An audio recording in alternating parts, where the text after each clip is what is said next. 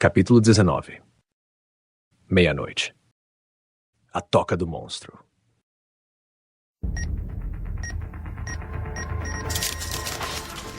Os acontecimentos a seguir ocorrem entre meia-noite e 1h. No meio da escuridão, o pavor domina a casa. O fraco luar que entra pela janela do jardim é a única coisa que ilumina o ambiente. Do outro lado da sala, todos os 7 estão encostados na parede, paralisados de medo. Quando o relógio termina suas 12 badaladas, sons de tambores indígenas começam a ser ouvidos ao longe, misturados com gritos típicos de seus rituais. Os cães de toda a vizinhança também começam a latir e uivar, deixando o clima ainda mais amedrontador. A tempestade para e, repentinamente, os animais se aquietam e segue-se um silêncio fúnebre.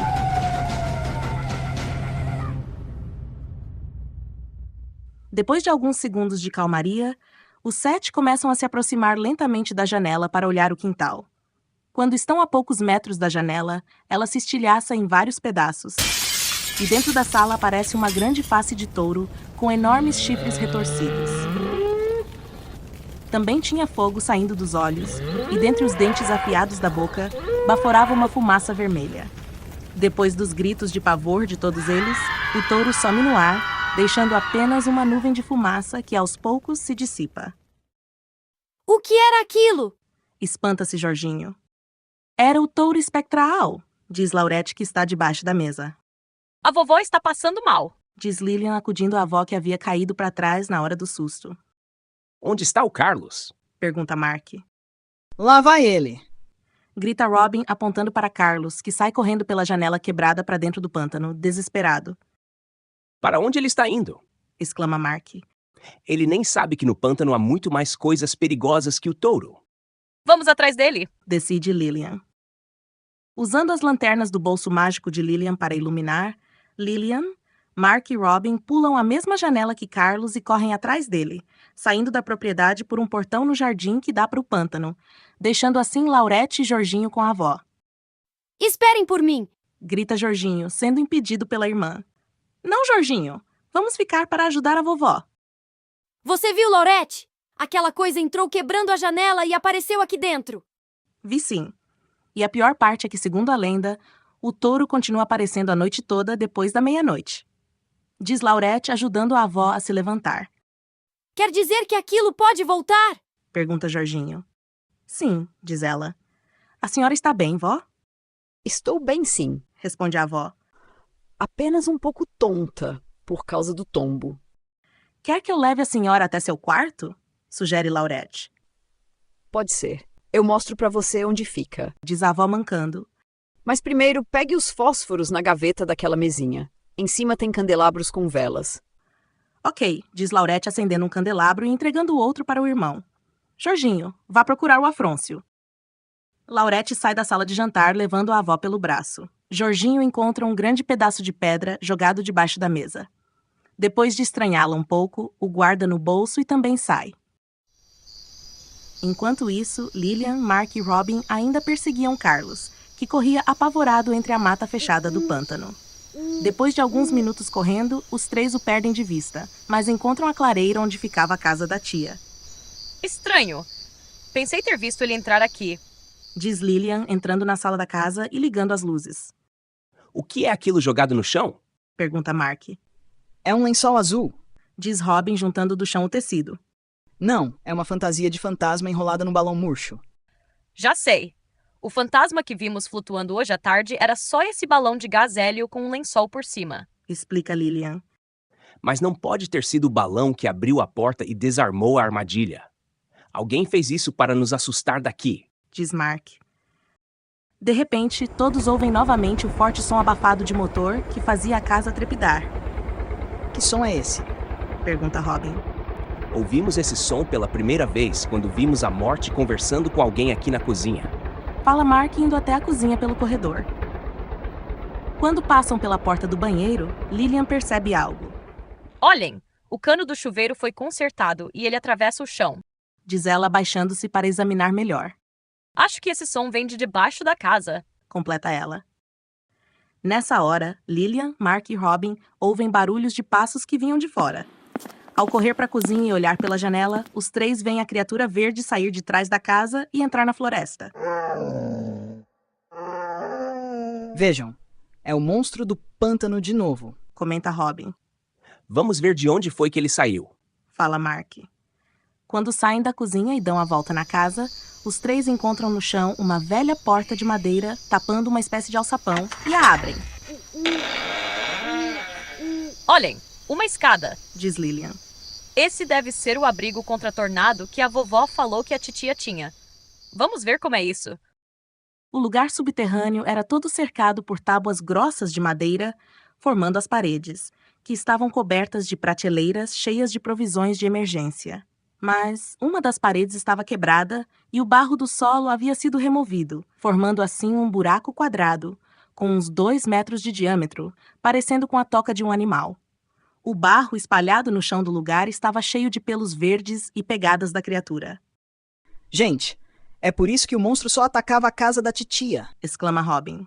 Ele fez a toca dele embaixo da casa dela. E é uma senhora toca. Admira Mark, lançando o foco da lanterna dentro do túnel. Dá nem pra enxergar até onde isso vai. Vamos aproveitar que o monstro saiu para ver até onde ele cavou isso. Diz Lillian, entrando na toca junto dos outros. Na mansão, a escuridão ainda era total. Com a ajuda da luz do candelabro, Laurette consegue chegar até o quarto da avó e a deita. É melhor a senhora dormir um pouco, vó. Acho que sim. Tomei um susto grande. O Jorginho conseguiu achar o Afrôncio? Eu queria que ele trouxesse o meu calmante. Ainda estou me sentindo um tanto agitada. Ele foi procurá-lo e ainda não voltou.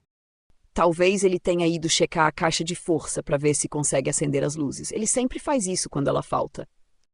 Não sei, mas eu vou lá ajudar o Jorginho a encontrá-lo.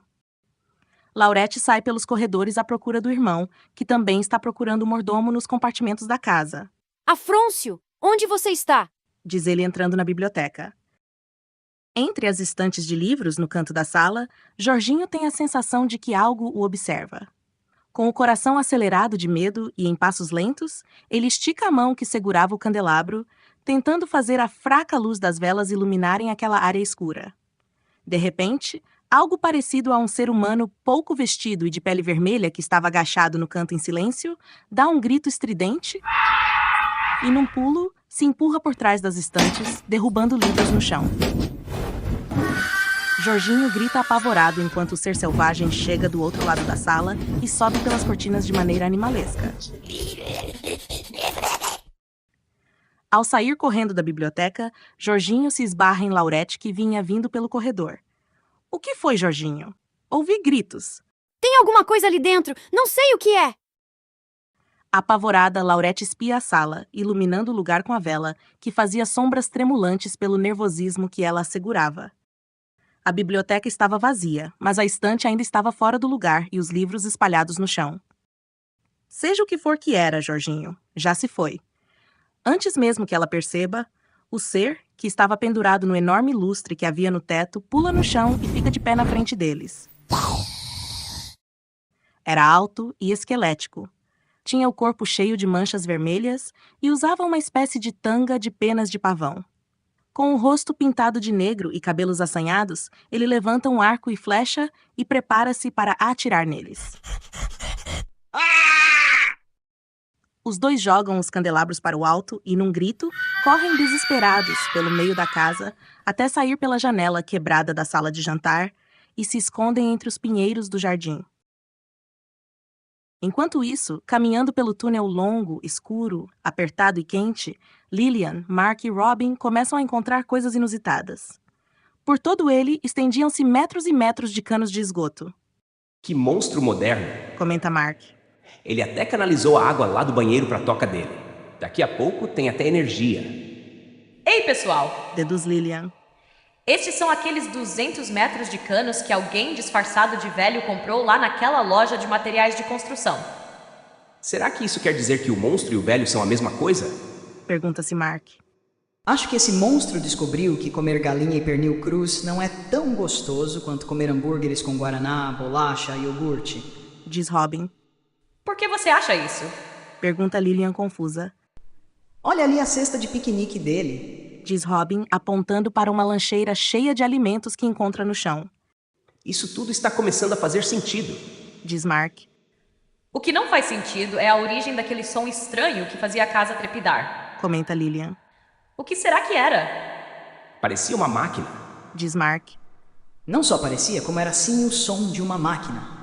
Olhem, Diz Robin, mostrando o final do túnel, onde se achava uma estranha máquina cheia de pontas cortantes.